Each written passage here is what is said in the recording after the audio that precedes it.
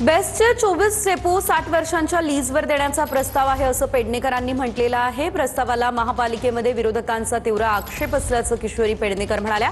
उद्धव ठाकरेंनी मुंबईची जमीन पडीक ठेवली असं नवनाथ बन म्हणाले, तर मुंबईची जमीन कसून विकास करणार असल्याचंही नवनाथ बन यांनी सांगितलं।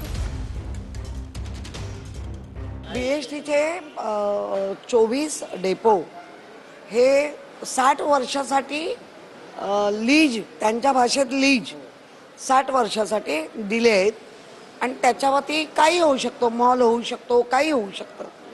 त्याला आम्ही विरोध केला की मुंबईच्या सर्व जागा तर तुम्ही जर अशा भाडे तत्वावर देणार पण परत येत नाहीत, फणसे आल्यानंतर 100 करोडचं अनुदान आणि ते अनुदान 1000 करोडपर्यंत आम्ही दिले। मग ते शिवसेना भारतीय जनता पार्टी असताना ऐकतात, आता त्यांना विसर पडतोय, त्याचा नाईलाज आहे। ग्रॅज्युएटी मिळाली पाहिजे, सर्वे, हे सगळं मान्य आहे, पण याचा अर्थ सगळे डेपो विकून दुसऱ्यांना देऊन मग जर मिळणार असेल तर ते मला वाटतं बीएसटीच्या वर्करना पण पसंत पडणार नाही।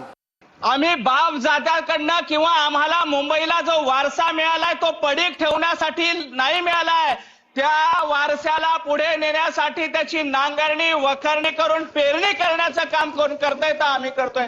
आजपर्यंत बेस्टच्या डेपोच्या माध्यमातून कशा पद्धतीनं खासगीकरण करून कंत्राटदाराची कशी घरं भरली हे मुंबईकरांनी बघितलंय आणि त्यामुळं बेस्ट खड्ड्यात गेली होती।